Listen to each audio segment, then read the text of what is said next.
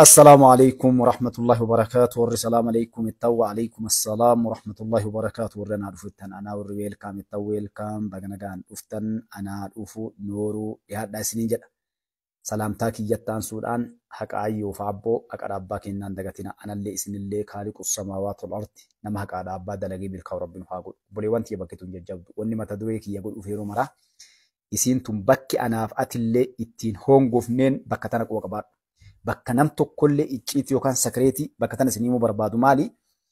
Wanni nuti waalaikum salaam warahmatullahi wabarakatuh jaalbanti akkam jirta jaala kiyya qaali guyyuu sii bilbila jedha inshallah sii bilbila jaala kee naa bilbilaa tu yaallis dagadhe walii bilbila inshallah naa bilbil Abdul Aziz Usman waalaikum warahmatullahi wabarakatuh bakki anaaf atillee itti kasaarre bakka tana jechuudha wallahi bakka tana jabeessa laala hatta warra nu biraa akiraa deeman magfiraa kadhachuun quraana binnee masgiida kaa'uun birri takkaa taatu sadaqachuun yeroo masgiidaa seentanii baatan birri matakka waan masjiidaa san gartee keessa bakka masjiid sadaqaa masjiidaaf jettu keessa buusaa takkaa nama qara'u waan akka madrasaa jedhu keessa buusaa wanni nuti qollaallu tun haadha abbaa keenya nu biraa akiraa deemanii illee bu'aa qabdi jechuudha kanaaf ilmoon teenya boruma magfiraanuu kadhatti addunyaa akiratti ittiin milkoofna gaafii rabbii jalaa baana haadha abbaan keenya addunyaa akiratti illee nu isaan gargaarre quba qabaanne gartee nun himatanii jechuudha guyyaa qiyaamaa illee ni offolla kanaaf inshallah haadhaaf abbaan dagatina. Itti aansuudhaan gartanii nama addunyaa keessa jiru kan zulluumame kan miidhame rakkataa dhibamaa hundaaf du'aa gochuun dagatina.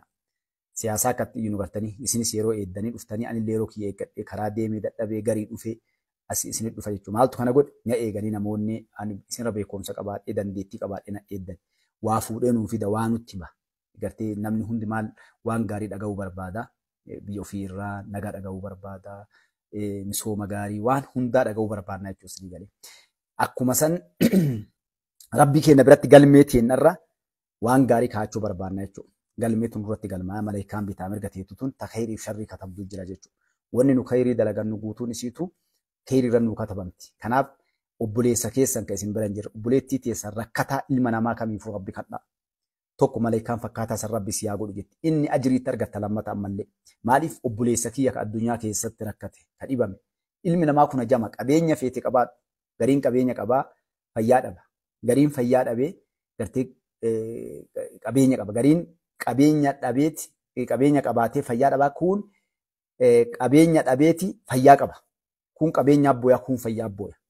Jiru ilmi namaa tun gartee namuu yeroo dhabde yeroo rakkatte wanni hundi sin mul'atte jechuudha si galee. Fayyamatan namni tokko yoo mana hidhaa guyyaa takka seeni qilleensa addunyaa waa inni fakkaatu gaafa sana mana hidhaa yeroo namni akka inni gadi hin baane godhee mana san keessatti hundadhe. Yoo dhibamellee fayyaa waan isin qabdu fakkaata. Jecha tana jedhee sagantaa kiyya seenaa. Keeniyaa kana keessa Ameerikatti na uffolchaa Siyaatil isteet Siyaatil jiraadha.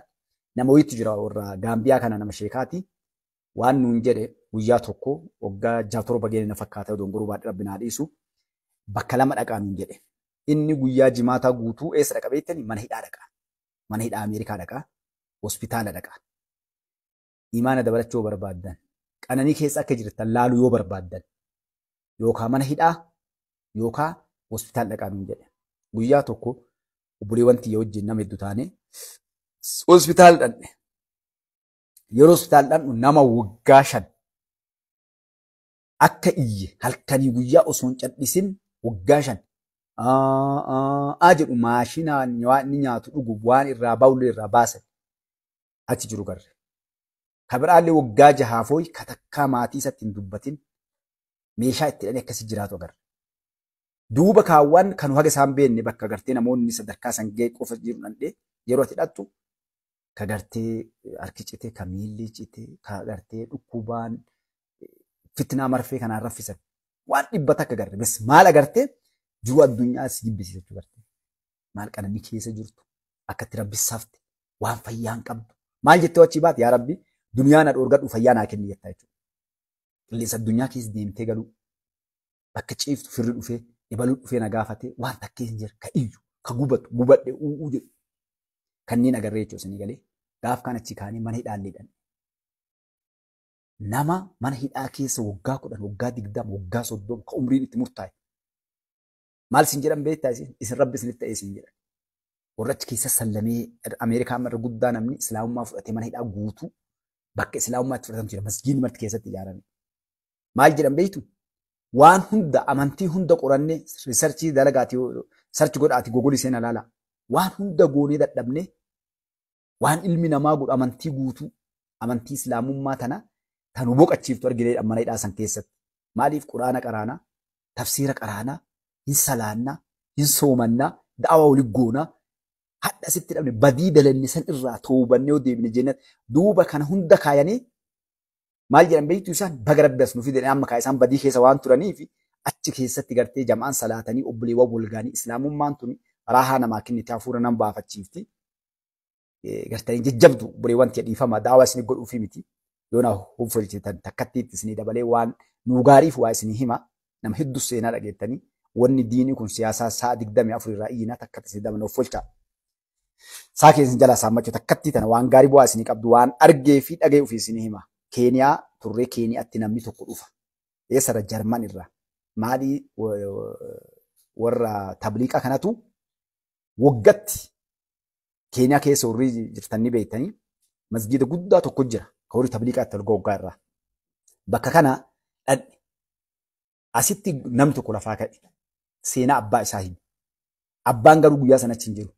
Maal godha beektanii? Abbaan isaa nama qabeenya irraa waggaa dheeraan dura miliyeenara nama makiinaa isaa heddummina tiraakteera qonnaa kan irraa ka'e jedhee inni seenaan isaa dheeraadha. Achirraa ka'ee abbaa qabeenyaa guddaa ta'e qabeenya isaan beeku. Wanni hundi gartee maashinaan herregama malee wannaanii miti waan gartee namni dhaqqabu miti. Duuba akkanatti osoo jiru namni kuni hirriba dhabe. Hirriba dhabee rakkatee abbaan isaa jechuudha. Amma ilmatu hima. Abbaa barbaada dhufee dhabee asitti abbaa kiyya barbaadu dhufee akkatti abbaan waan abbaa barbaaduuf abbaan biyyaa bahee fi achitti. Waan jedhee abbaan kiyya kun hirriba dhabee qorsa kiniinii kana nyaachaa dhaqee doktora mataa ofii qaba kaan itti jijjiiranii qorsi silaa addunyaa gubbaa jiru kun guutuun qaamaan wal baree raffisuu didee jedhe. Gaaf kan bis gadubee maraatee deemee karaa gubbaa abbaan kiyya kun. Gadubeetum karaa gubbaa yeroo garii uffata uffatee deemaa yeroo kaan tuqabeetum karaa gubbaa hirribni maraachee irraaf ijji isaatu waliin argitu. Gaaf kan gartee osoo kana deemu ijoollee dardara gartee reef ilmi qaraa jirtu waliin dhufee jedhe. Ni beekanii arganii rifatanii waliin haasayanii fuudhanii osoo haasaniin deemanii masgiidaan seenanii jedhe. Masgiidaan seenanii taa'anii nu bira taa'anii jedhe. Wajjin deemnee nyaata illee waliin nyaannanii sobanii masgiidaan seenan taa'ee jedhe bira. Bira taa'anii subhaanallah waan rabbiin kun dalagu hadiisaaf quraana keessaa waan gartee wanna kanatti qaraan jedhe afaan Jarmanitti hiika. Quraana qaraa kuuniin ka jedhe. Osoma taa'u namni kun rafee jedhe jara biratti. Abbaan kiyya rafee jedhe. Abbaan kiyya ni rafee biraa ka'an jedhe. Yeroo guyyaa keessaa rafee galgalli ga'u dhima rafee hin kaafne waliin jedhan jedhe. Halkan dhima rafee hin kaane. Guyyaa lammataa illee ni rafee jedhe hin kaafne jedhe. Sadaffaan geennaan ni du'a jedhanii kaasan jedhe. Namni kun nyaataan du'aa jirayyuu jedhanii garagalchanii dirqeen kaasan. Yeroo kaasan balaa nama buusee jedhe abbaan kiyya. Maal kaaftan? Diina kiyya jedheetti ka'e lakkiin duutaa guyyaa sadii raftee jennaan. Akkami guyyaa sadii rafee amma reef akkana gadi hirkadhee misin biraa. Bakkumsa jiraa bire amma bakkana isin bakkumsa taa'ee gadi hirkadhee yoom rafee. Lakki ni raftee waa nyaattee deebitee raftanii nyaachisanii amma deebi'ee taa'ee jedhe. Hin laaltee bulcheetee waan bira haasofteedha. Jara namee waan keessan san na biratti haasaa jedheen jedhe gartee. Maal inni quraanaaf hadiisa.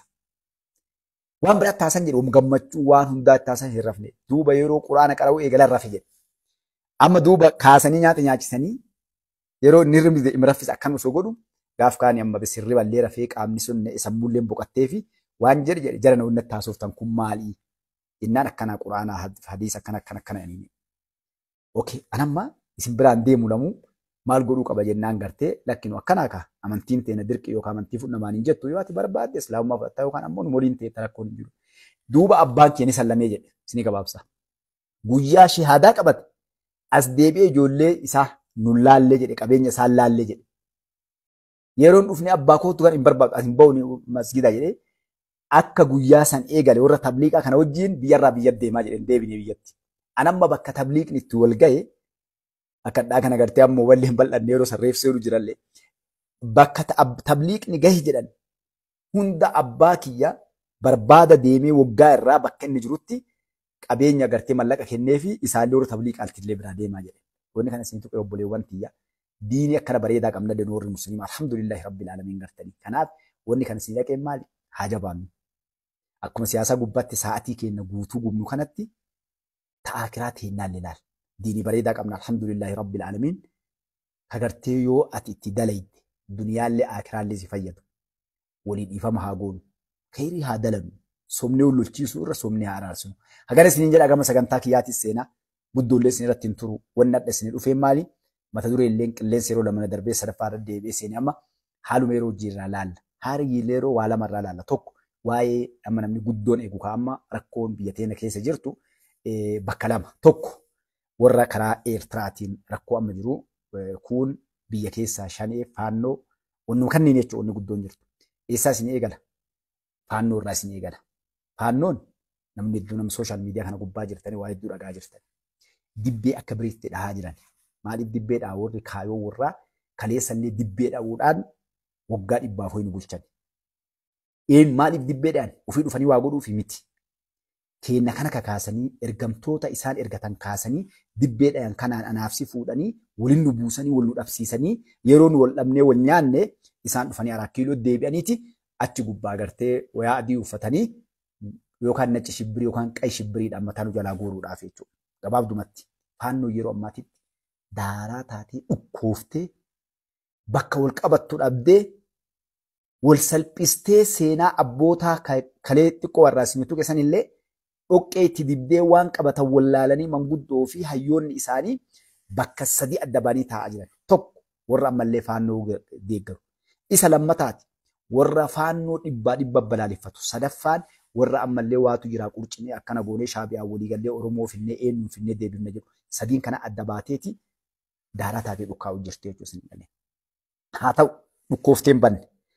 Wanna hedduu jeequmsa.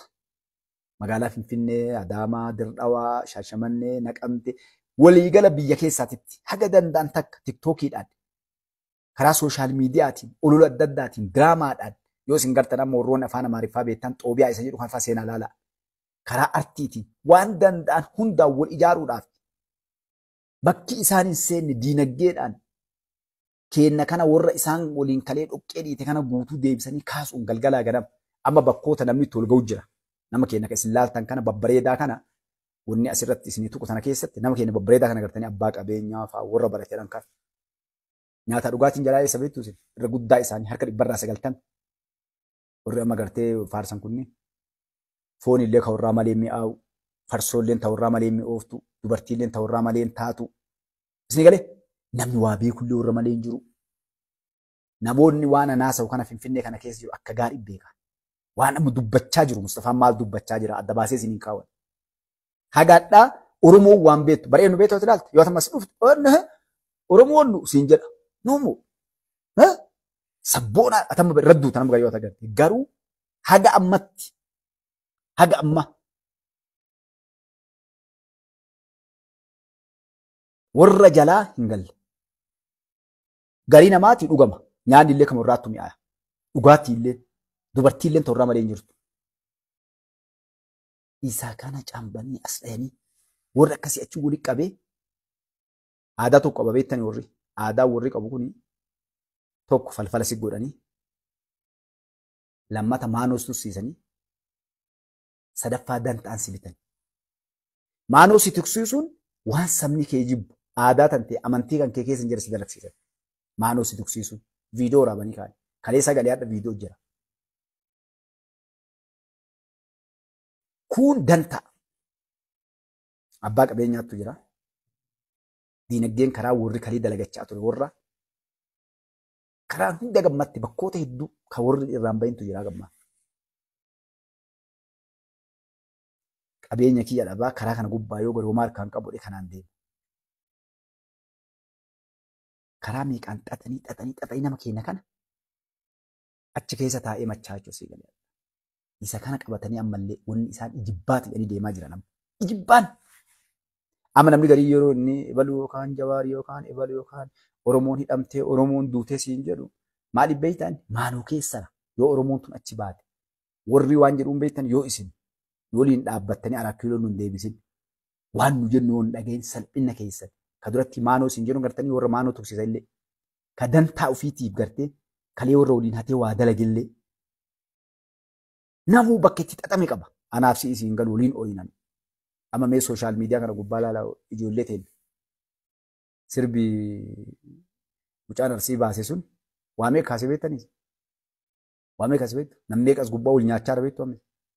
isaa ibaruun sirba sanii illee miti.